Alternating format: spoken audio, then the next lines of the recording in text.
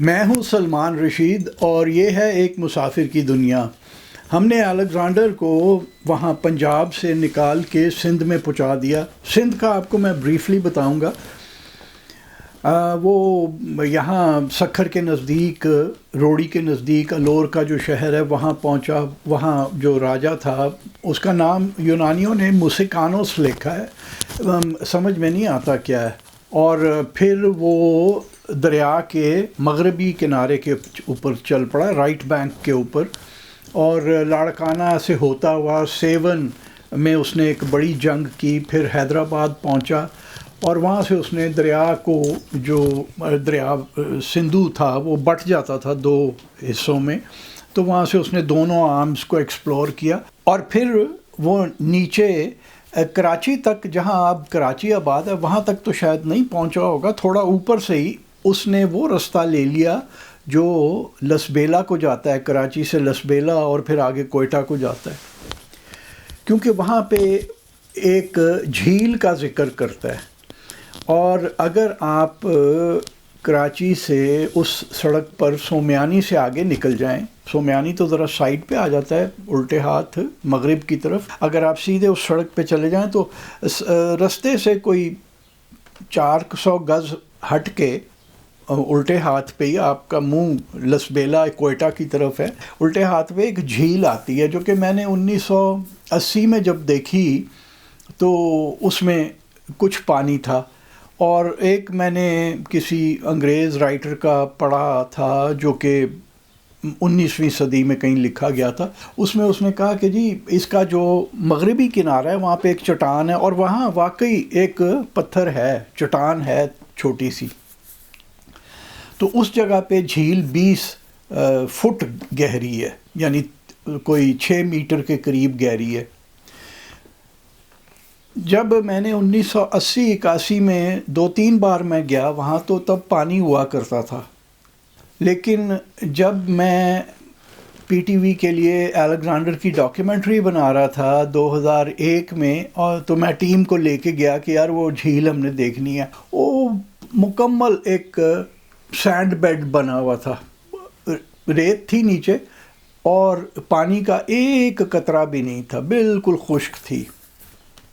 بارشیں کم ہو گئی تھیں کیونکہ 90 کی جو دہائی تھی اس کے اندر کافی سوکا پڑا تھا۔ خیر، یہاں اب وہ 2 قبیلوں کا بتاتے ہیں ہمیں۔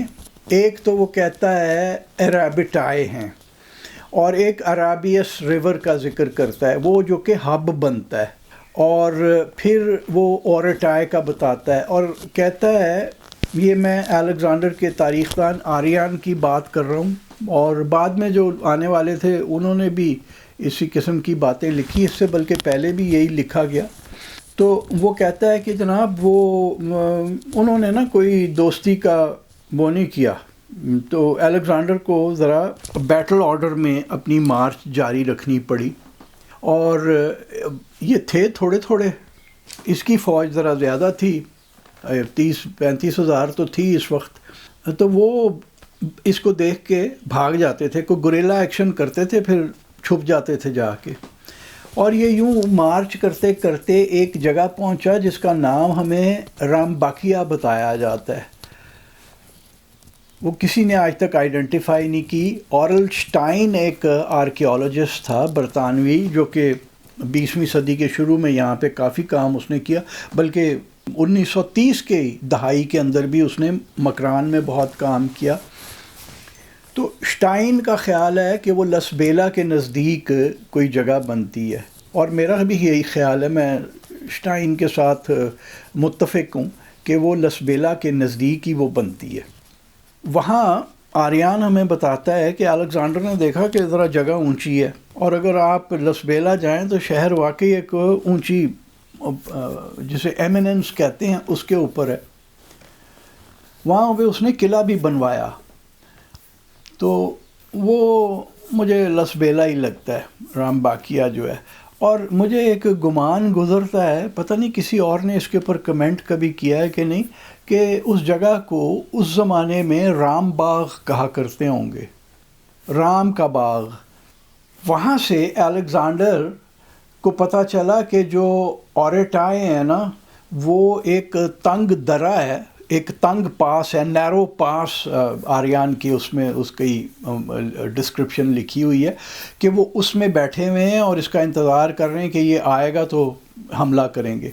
لسبیلا سے نزدیک جو نیرو پاس بنتی ہے، جس رستے پہ الیگزینڈر نے جانا تھا کیونکہ وہ واپس ایران کی طرف جا رہا تھا، تو وہ جھاؤ پاس بنتی ہے۔ وہ لسبیلا سے تھوڑا کوئی میرے خیال ہے 25-30 کلومیٹر مغرب کی طرف، ویسٹ کی طرف بنتی ہے، اور وہ جو نیرو پاس بتا رہا ہے وہ واقعی بڑی تنگ ہے اب بھی، جبکہ وہاں پہ ایک بلیک ٹاپ سڑک بن چکی ہوئی ہے، تو وہ کافی پرپیچ قسم کی سڑک ہے، اور بلیک، کوئی گھاس پودا بوٹا نہیں وہاں آپ کو نظر آتا، بس وہ کلیئی پہاڑ ہیں اور کافی بلیک حالات ہیں ادھر اس کے پاس کے۔ تو الیگزینڈر جب اس پاس میں پہنچا اپنی فوج کو لے کے اور بیٹل آرڈر میں مارچ کرا رہا ہے، مشکل ہی ہوگا کیونکہ وہ جگہ اتنی تنگ ہے، یہ آپ تصویریں آپ نے دیکھ لی ہیں کس قسم کا علاقہ ہے وہ، اور ہے یہ کوئی 5-6 کلومیٹر یا اس سے تھوڑی زیادہ لمبی ہے۔ اب مجھے گئے ہوئے کافی سال ہو گئے ہیں، ذرا بیٹل آرڈر میں مارچ کرانا بھی مشکل ہوگا، لیکن اب یہ بڑی فوج تھی، یہ غریب اوریٹائے جو تھے لسبیلا کے لوگ، اس وقت کیا آبادی ہوتی ہوگی، اور یہ وہ 1000-1200 ہوں گے، 1500 ہوں گے، 2000 ہوں گے، یہ فوج دیکھ کے یہ جا کے چھپ گئے، انہوں نے حملہ نہیں کیا، اور الیگزینڈر ادھر سے نکل گیا۔ اب دیکھیے ہمارے یہاں ایک بہت بڑی غلط فہمی ہے کہ الیگزینڈر بالکل سمندر کے کنارے کنارے چلتا ہوا گیا تھا، اس کے اوپر ابھی آپ کو 2-3 باتیں اور سناتا ہوں میں۔ ایسا نہیں ہوا تھا، الیگزینڈر جب ابھی حیدرآباد میں ہی تھا تو اس نے پروگرام یہی بنایا تھا کہ وہ سمندر کے کنارے چلتا ہوا جائے گا، تو طریقے کے مطابق اس نے لوکل لوگوں سے پوچھا ہوگا کہ وہ جب ہم آگے بڑھیں گے وہاں سے، تو لوگوں نے کہا کہ کوئی رستہ نہیں ہے، وہاں سے نہیں تم گزر سکو گے۔ تو اس کا جو جرنیل نیارکس تھا وہ ایکچولی تو جہاز ران تھا، وہ کیونکہ یہاں وہ اب ایڈمرل آف دا فلیٹ بن گیا تھا، ایک اس نے فوج کا حصہ کوئی 3000 کشتیوں میں سوار کر کے نیارکس کی کمانڈ میں سمندر کے رستے بھیجا تھا۔ تو نیارکس لکھتا ہے کہ الیگزینڈر نے پھر حیدرآباد میں ہی اپنا پروگرام بدلی کر دیا کہ نہیں، ہم ادھر سے نہیں جا سکتے، for the impracticality of the route, کہ وہ روٹ اس رستے پہ آپ گزر نہیں سکتے فوج لے کے۔ ہمارے یہاں وہ ہر ایک نے یہی بنایا ہوا ہے کہ جی الیگزینڈر ادھر گیا۔ ہماری نیوی کا جو اورماڑا کے اندر وہ ہیڈ لینڈ کے اوپر ایک کوئی میس ہے، وہاں پہ آپ جائیں نا تو وہاں پہ ایک مائل سٹون سا لگا ہوا ہے اوپر، اس کے اوپر ایسے جاتے ہوئے الیگزینڈر کا منہ بنایا ہوا ہے، وہ تھا وہ مطلب وہ ہیلمٹ اور یہ وہ، اور ایسے منہ کر کے آپ پیچھے کی طرف دیکھیں تو محمد بن قاسم کا بنایا ہوا ہے کہ محمد بن قاسم بھی اس رستے سے آیا۔ یہ جہالت ہے۔ اور اب اورماڑا آج سے کوئی 12-13 سال پہلے تک تو یہ خبر تھی کہ جی الیگزینڈر کا ایک جرنیل تھا اڑمڑ، یہ جو اپنے وزیرستان کے برکی لوگ ہیں نا، ساؤتھ وزیرستان کی، ان کی زبان ارمڑی کہلاتی ہے، پتہ نہیں وہاں سے کسی نے سنا تھا یا کیا، انہوں نے اس کا نام جنرل کا اڑمڑ رکھ دیا کہ اڑمڑ کے نام سے اورماڑا بن گیا۔ تو وہ مجھے انہوں نے بتایا تھا کہ جی ہم اس کا جنرل اڑمڑ کا بت بنوانے کے آرڈر دے دیا، تو میں نے کہا بھائی جان you will end up with egg on the face, یہ آپ مت کریں، اڑمڑ نہیں ہو سکتا کیونکہ گریک میں ڈے تو ہے ہی نہیں۔ پھر سوچی پہ گئے کہ اچھا یہ بھی ہوتا ہے، لیکن مجھے یقین ہے وہاں بت لگ گیا ہوگا اڑمڑ کا۔ پھر ایک اور صاحب نے ایک کتاب سی لکھی ہے، اس میں انہوں نے لکھا کہ جی یہ الیگزینڈر کے جرنیل ہرمز کے نام پہ ہے۔ الیگزینڈر کا کوئی جرنیل ہرمز نہیں تھا اور یہاں سے کوئی گریک فوج نہیں گزری۔ جو جانے کا رستہ تھا، جب جھاؤ لک سے آپ گزرتے ہیں تو آپ سیدھے آواران پہنچتے ہیں، اور وہاں سے الیگزینڈر پھر اسی رستے کولوا وادی جو کہلاتی ہے، وہ میدان ہے، وادی تو ایسے دور پہاڑ ہیں اس طرف، وہ کولوا سے ہوتا ہوا ہوشاب اور پھر تربت پہنچا۔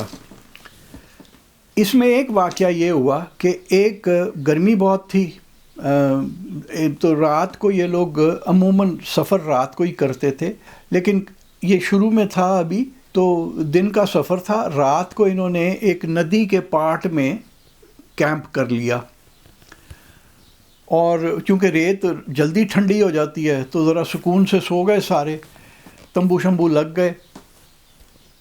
پہاڑوں میں کہیں بارش پڑی اور ایک ریلا جو آیا نا، تو بہت سارے، وہ کہتا ہے کہ فوجیوں کے جو فالوورز تھے، جو کام کرنے والے، یہ موچی نائی اس قسم کے جو لوگ ہوتے ہیں، ان کے بیوی بچے رڑ گئے، بندے بھی بہت سارے گئے، اور یہ آپ کا جو ہے الیگزینڈر کا جو کیمپ تھا، ٹینٹ جو تھا، وہ بھی گیا پانی کے اندر۔ اب اس میں جو خزانے تھے تو وہ بھی ساتھ گئے ہوں گے، کچھ نہ کچھ تو نقصان ہوا ہوگا۔ تو یہ جو ہمارے خزانے ڈھونڈنے والے اچھی پرانی ہسٹوریکل عمارتوں کو پنجاب میں خراب کرتے ہیں نا، ان خانہ خرابوں کو چاہیے ہے کہ یہ ادھر جائیں، اور جو ہنگول ندی ہے اس کے اندر اواران سے تھوڑا نیچے جا کے وہ ڈھونڈیں، وہاں پہ انہیں خزانہ مل جائے گا، کوئی نہ کوئی خزانے پڑے ہیں ادھر ابھی بھی۔ خیر مشکل وقت تھا۔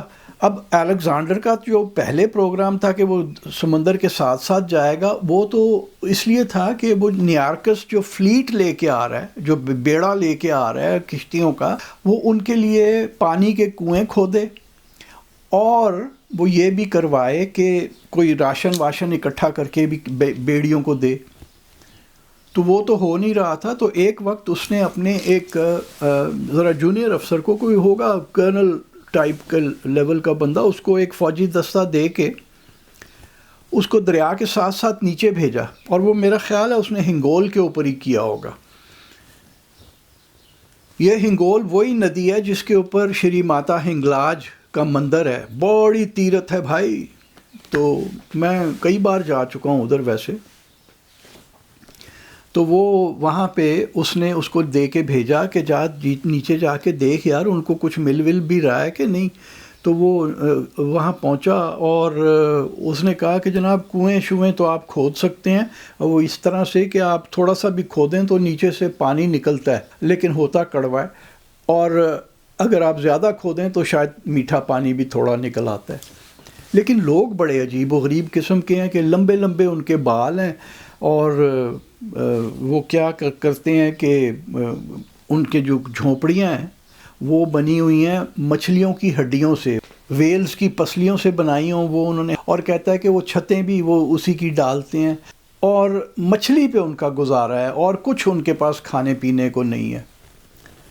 بلکہ آریان نے جو انڈکا لکھی ہے، انڈیا کے اوپر کتاب ہے، وہ بھی میرا خیال ہے نیارکس کے مٹیریل کے اوپر ہی اس کی بنیاد ہوگی۔ اس میں وہ یہ بھی کہتا ہے کہ جی وہ لمبے لمبے ان کے ناخن ہوتے ہیں، اور وہ نا مچھلی کو اپنے ناخنوں سے چیر کے اس کا صفائی کرنے کے لیے کاٹتے ہیں۔ تو تھوآس نے واپس آ کے الیگزینڈر کو یہ رپورٹ دی۔ آگے بڑھے تو پانی کا بڑا مسئلہ ہوا، اور ہمیں تاریخ سے یہ پتہ چلتا ہے کہ مطلب ان کے جو فوجی تھے انہوں نے یہ کیا کہ کبھی بھوک سے بہت نڈھال ہو جاتے تھے تو وہ جو کوئی خچر گھوڑا ہے نا اسے کاٹا، وہی کھا لیا رات کو، اور کہہ دیا کہ جی وہ تو گرمی سے مر گیا، اور گرمی سے بڑے جانور مرے۔ ایک وقت یہ آیا کہ پانی نہیں تھا بالکل۔ یہ آریان کہتا ہے جی الیگزینڈر نے بڑا کمال کا کام کیا۔ سپاہیوں کو کہیں ایک چھوٹے سے کھڈ میں پانی ملا، انہوں نے ایک ہیلمٹ میں لیا اور وہ لے کے الیگزینڈر کے لیے آئے کہ جی آپ پئیں پانی۔ تو الیگزینڈر نے وہ پانی دیکھا، شکریہ ادا کیا، اور پانی سب کی نظر میں اس نے انڈیل دیا ریت کے اوپر، کیونکہ وہاں وہ پی لیتا تو سپاہی تو نہیں تھے پی رہے، کسی کے پاس تھا ہی نہیں پانی۔ ہسٹری سے ہمیں یہ پتہ چلتا ہے کہ جی بیل گاڑیاں ٹوٹ گئیں، لوگوں نے جو کوئی خزانے تھے ان کے پاس جو مال دولت تھا وہ اٹھانے کے قابل جو تھے وہ اٹھاتے تھے سپاہی، اور باقی چلتے جاتے تھے۔ کوئی ساتھی گرتا تھا تو کوئی رکتا نہیں تھا کہ بھائی میں اس کے پاس بیٹھوں، اسے تسلی دوں جتنی دیر میں یہ مرتا نہیں ہے۔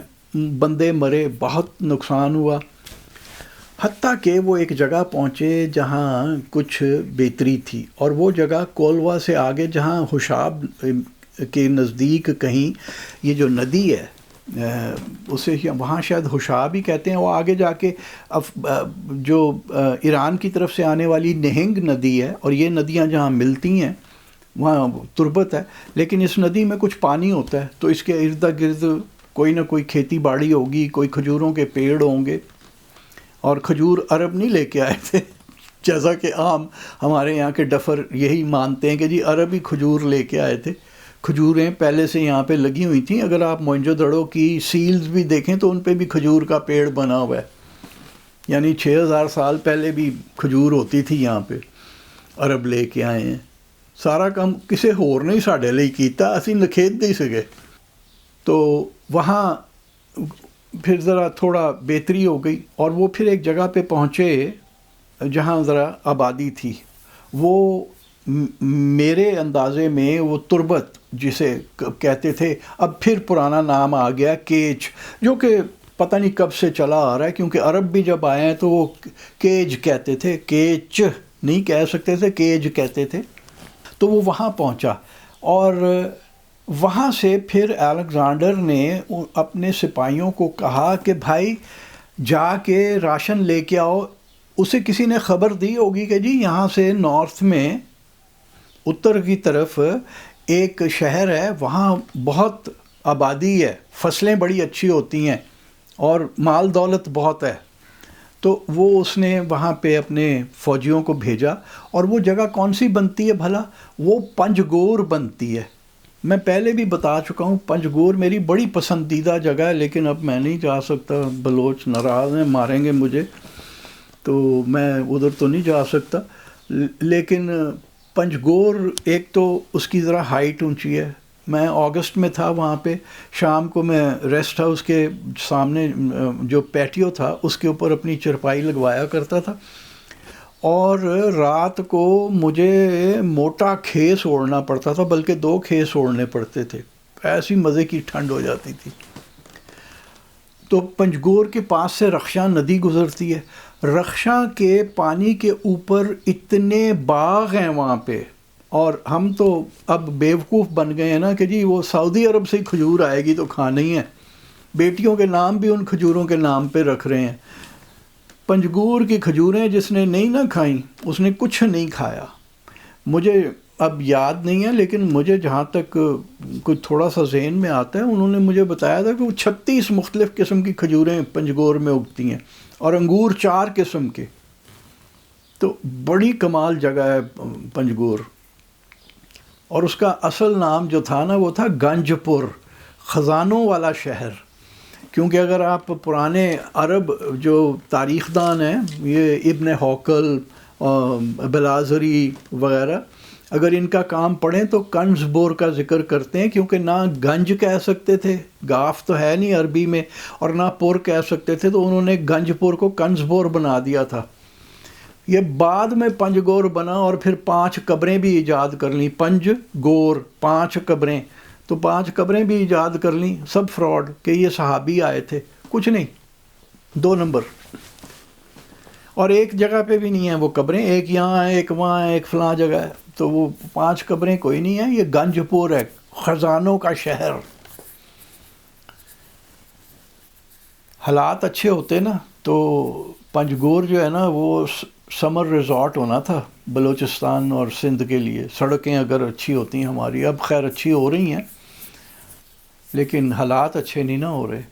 تو وہاں الیگزینڈر کے لیے پھر وہ خرید کے لے کے آئے پھل اور دانے اور بھیڑ بکریاں.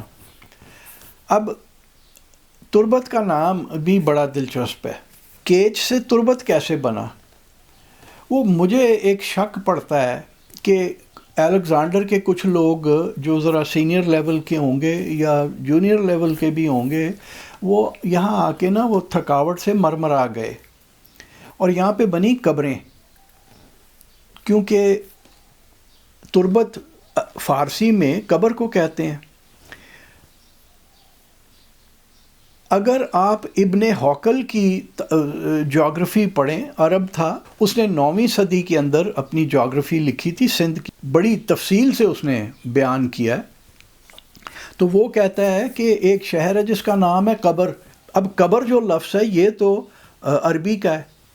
تو کوئی قبریں تھیں تو اس نے ایک شہر کا نام بتایا قبر، اور بعد میں وہ تربت بن گیا، لیکن وہ پھر تربت چلا اور اب اوریجنل جو نام ہے وہ کیچ کی طرف واپس آ گئے ہیں. یہاں سے الیگزینڈر نے کہا کہ میں نے اب نیچے سمندر کی طرف جانا ہے، تو وہ اس نے گائیڈ ایک لیا کہ ہمیں سمندر کی طرف لے چلو، اور وہ لے کے چل پڑا. اور ہوا یہ کہ وہ بیچارہ کوئی میری طرح کا گائیڈ تھا، کوئی اتنا پکا نہیں تھا، وہ گم گیا رستے میں. تو یہ نے کافی گھمن گھیری میں اس نے ڈالا، پریشانی کا عالم تھا، کوئی سمجھ نہیں آ رہی تھی کس طرف کو جانا ہے. اور الیگزینڈر پوری فوج نہیں لے کے چلا تھا، اس نے تربت میں فوج چھوڑی اور وہ اس کے ساتھ چلا، اور بقول تاریخ دانوں کے کہ وہ ساؤتھ ایسٹ، جنوب مشرق کی طرف چل رہا تھا. وہ پہنچنا چاہ رہا تھا جہاں پہ آج پسنی ہے.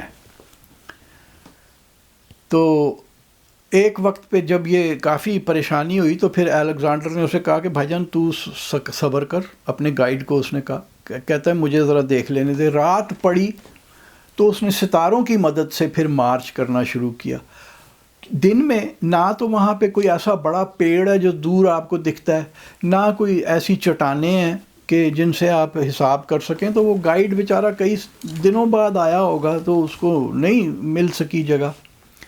تو پھر الیگزینڈر نے خود لیڈ کیا اور وہ سمندر کے کنارے پہنچا. وہاں اس نے سب سے پہلا کام یہ کیا کہ اس نے کنویں کھدوائے دریا کے. وہاں پہ ایک ندی بھی ہے، تو وہ ندی کے کنارے اس نے کنویں کھدوائے کہ پانی وانی اویلیبل ہو، جب وہ بیڑا آئے بحری تو وہ آ کے یہاں سے پانی حاصل کر سکیں. اور پھر اس نے وہاں پہ کیمپ کیا اور اپنی باقی فوج کو بھی بلوا لیا. پسنی سے پھر وہ گوادر تک اب سمندر کے رستے گیا. وہ جو بیچ میں مکران کوسٹل ہائی وے بن گئی ہے، اور اب ہر ایڈیٹ یہ سمجھتا ہے کہ وہی رستہ تھا، وہ رستہ کبھی نہیں تھا. محمد بن قاسم جو آیا تھا وہ بھی پہلے کیچ آیا تھا، پھر وہاں سے وہ رام باقیہ، یا جو اس وقت اس کا نام بدل گیا تھا، لسبیلا ہو گیا تھا، یا بیلا یا کوئی اس قسم کا ہی نام تھا، کیونکہ ارمن بیل وہ کہتے تھے عرب اسے. ارمائل، ارمن بیل، ارما بیل، اس قسم کے 3-4 نام آپ کو ملتے ہیں. وہ لسبیلا ہے.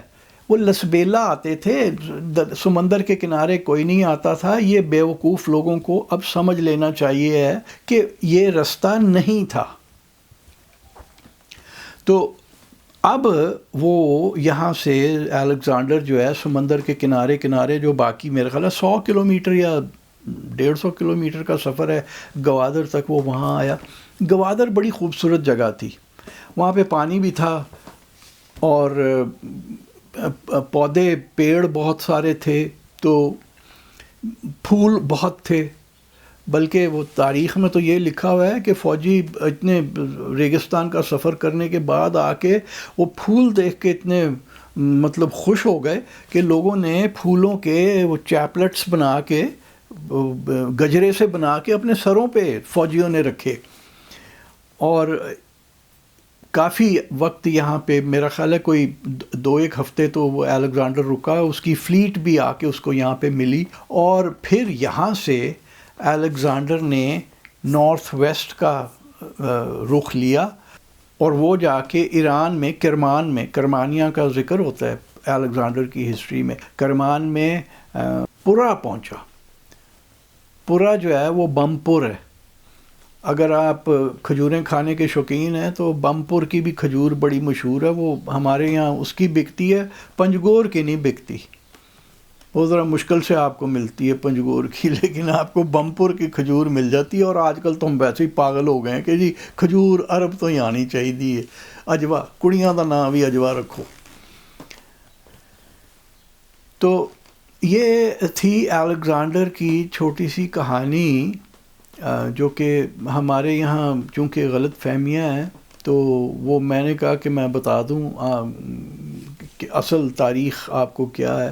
سب سے بڑی جو بات تھی وہ اس میں یہ واضح کرنی تھی کہ الیگزینڈر یہ جو مکران کوسٹل ہائی وے بن گئی ہے اس رستے سے نہیں گیا تھا. یہ کبھی کوئی رستہ نہیں تھا.